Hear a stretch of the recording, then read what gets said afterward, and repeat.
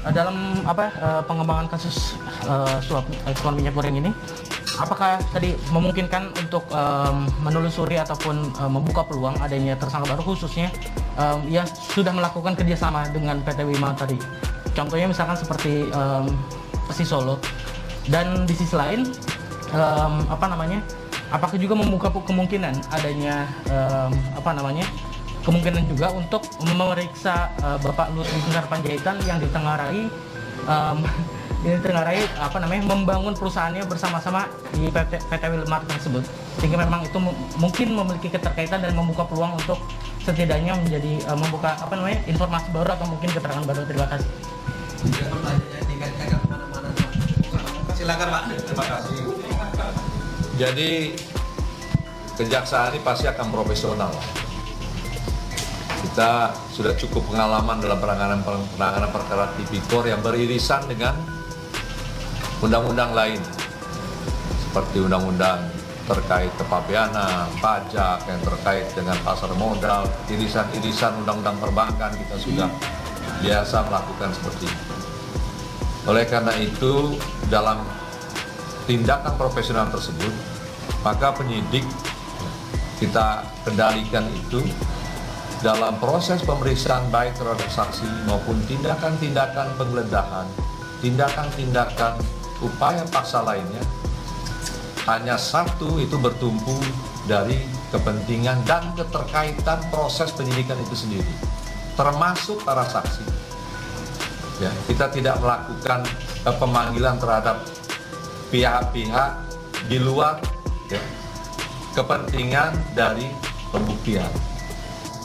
Ini ada proses kejahatan seperti yang saya sudah sampaikan bagaimana kasus posisinya, maka untuk memperkuat konstruksi pembuktiannya, tentunya alat bukti semua akan kita penuhi, termasuk saksi-saksi yang mengetahui perbuatan tersebut terjadi pasti akan kita lakukan pemeriksaan.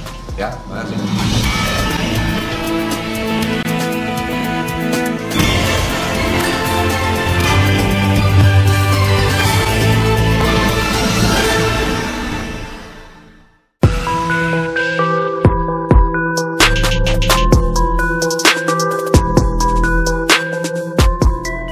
Kejaksaan Agung Kejagung temukan adanya dugaan manipulasi atau terbitnya persetujuan ekspor PE, fasilitas ekspor minyak sawit mentah, crude palm oil CPO terhadap beberapa perusahaan di Indonesia oleh Kementerian Perdagangan Kemendak. Izin itu diketahui tetap terbit meski pihak eksportir tidak memenuhi syarat kewajiban distribusi dalam negeri, Domestic Market Obligation (DMO). Hal tersebut disampaikan oleh Jaksa Agung Muda Bidang Pidana Khusus Febri Adriansah saat menggelar konferensi pers pada Jumat 22 April 2022. Sebelumnya, Kejagung menetapkan Dirjen Daglu Kemendak Indrasari Wisnu Wardana sebagai tersangka kasus dugaan korupsi pemberian fasilitas ekspor CPO. Dia dijerat bersama dengan 3 orang lain dari pihak swasta. Ketika izin ekspor ini diloloskan, namun DMO tidak terpenuhi, maka dapat dipastikan semua syarat-syarat yang diajukan memang ada tindakan manipulasi, kata Febri di Gedung Kejaksaan Agung RI. Adapun 3 tersangka dari pihak swasta, yakni Master Parulian Tumanggor, selaku Komisaris PT Wilmar Nabati Indonesia, Tanle MA selaku Senior Manager Corporate Affair Permata Hijau Group, dan Pikar Tagor Sitanggang selaku General Manager di bagian General Affair PT Musimas. Terkait penetapan tersangka terhadap Indrasari Wisnuwardana, hal itu lantaran ada pembiaran penerbitan PE kepada perusahaan yang tak layak. Indrasari selaku pejabat di Kemendak juga tidak mengecek persyaratan yang harus dipenuhi eksportir guna mendapat izin.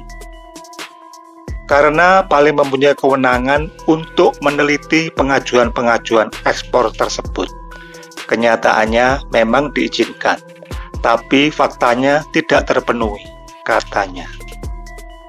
Meski Dirjen Perdagangan Luar Negeri Kementerian Perdagangan Daglu Kemendak, Indrasari Wisnuwardana, telah ditetapkan menjadi tersangka bersama 3 pihak swasta lainnya dalam kasus mafia minyak goreng. Namun Partai Keadilan Sejahtera masih belum puas. Pernyataan tersebut disampaikan anggota Komisi 6 DPR RI fraksi PKS Amin Aka. Dia menyebut Dirjen Daglu Kemendak Indrasari Wisnuwardana dan 3 pihak swasta yang ditetapkan jadi tersangka mafia minyak goreng ini hanya pelaku lapangan. Penangkapan ini kita apresiasi, walaupun tentu kami tidak puas dan mendorong pemerintah jangan berhenti sampai di sini saja. Ini harusnya dijadikan pemerintah sebagai pintu masuk untuk membongkar pemain-pemain inti penyebab utama krisis minyak goreng ini, kata Amin Jumat 22 April 2022. Menurutnya, Indrasari tidak bermain sendirian di Kemendak, karena setiap keputusan, terlebih keputusan strategis soal ekspor-impor bahan kebutuhan pokok harus diketahui oleh atasannya. Dia berharap Presiden Joko Widodo turun langsung. Apakah hanya Dirjen saja? Apa Dirjen bekerja atas inisiatif sendiri, bukan atas kemauan atasannya? Apakah atasannya juga tidak tahu Presiden Jokowi harus terjun, tegasnya? Hal yang sama juga berlaku bagi 3 orang tersangka dari pihak swasta yang menjabat sebagai komisaris dan manajer. Amin meminta pemilik perusahaan juga diperiksa terkait kasus ini. Mereka bukan pemilik perusahaan, mereka hanya pelaksana. Apakah mereka berbuat kecurangan itu atas inisiatifnya sendiri, atau atas kemauan dari pemilik usaha atau pemegang saham, ucapnya. Bang Boyamin, apakah menurut Anda ini masih bisa peluangnya besar untuk tidak hanya 4 orang tersangka ini saja, tapi mungkin ke orang-orang yang lain yang mungkin lebih tinggi statusnya, atau ke perusahaan-perusahaan yang lain yang sebelumnya Anda sebutkan sebenarnya ada 9 kan ya? Ya, mudah-mudahan. Kalau masalahnya kan ada yang bermain pintar, ada yang kurang pintar. Kalau pintar ini kan bisa lebih sulit lagi. Ini kan levelnya Kejaksaan Agung ini bukan OTT. Kalau OTT itu kan ini bisa katakanlah tanda kutip dibuat. Tapi ini kan peristiwanya sudah terjadi, harus menemukan dan mencari alat bukti. Dan itu saja dari ini, anggap aja kita kalau toh dari 9 ini kena 3, ini sudah prestasi besar. Nah, saya terus terang aja waktu ikut laporan itu pesimis apakah ini bisa diungkap gitu. Nah, nyatanya ini 3 ini dan bukan sekedar klasteri tapi sudah termasuk liga besar. Oke. Bagaimana dengan di Kementerian Perdagangan? Menurut Anda cukup sampai di Dirjen atau perlu diusut kembali? Ya, harus diusut kembali karena dugaan permainan ini kan bisa aja bukan hanya 1 orang 2 orang. Di Agung juga statement, menteri pun saya akan proses kalau memang cukup bukti. Ya kita beri semangat lah, kita support Kejaksaan Agung untuk mencari alat bukti. Karena apapun ini tes ini nampaknya nggak mungkin lah hanya level-level hanya 1 orang 2 orang. Dan di perusahaan 3 perusahaan ini pun nampaknya baru level manajer. Apakah kemudian pemilik keuntungan sebenarnya ini hanya manajer? Apakah bukan level yang lebih tinggi dari manajer? Itu nanti harusnya diungkap oleh Kejaksaan Agung juga. Kalau hanya berdasarkan dugaan suap, memang bisa aja pelakunya tersangka sekarang. Tapi kan owner beneficialnya atau pemilik keuntungan yang sebenarnya siapa dalam proses ini, yaitu yang harus dikembangkan oleh Kejaksaan Agung. Itulah yang kita beri semangat, Kejaksaan Agung mampu mengungkap semua itu. Baik, jadi yang perlu kita dorong adalah untuk mengusut lebih dalam lagi, tidak kemudian hanya di nama-nama yang sudah ditetapkan sebagai tersangka, tapi juga bisa mungkin kemudian nama-nama yang lain. Bagaimana sekarang menurut Anda posisi Kementerian Perdagangan setelah penangkapan salah satu dirjennya ini, Bang Boyamin? Mendak sudah mengatakan ya mungkin normatif ya, hanya kemudian membiarkan proses hukum, dan kalau perlu ada yang perlu butuh keterangan, siap untuk memberikan keterangan. Menurut Anda bagaimana sekarang ini harus segera dievaluasi oleh Kementerian Perdagangan karena ini level dirjen dan mungkin juga sudah berlangsung cukup lama praktik seperti ini?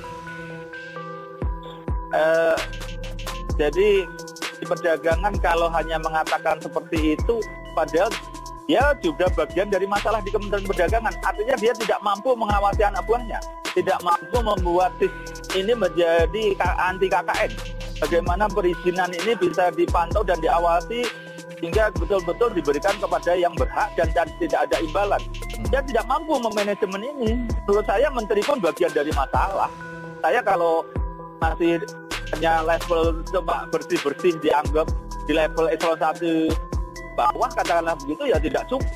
Evaluasi juga terhadap menterinya yang tidak mampu mengawasi dan tidak mampu memanajemen kementeriannya dalam rangka membela kementerian, yaitu tidak langka dan tidak mahalnya minyak goreng. Ini baru satu komoditi loh. Belum nanti ini bisa jadi gula, habis ini sudah bisa jadi bermasalah lagi.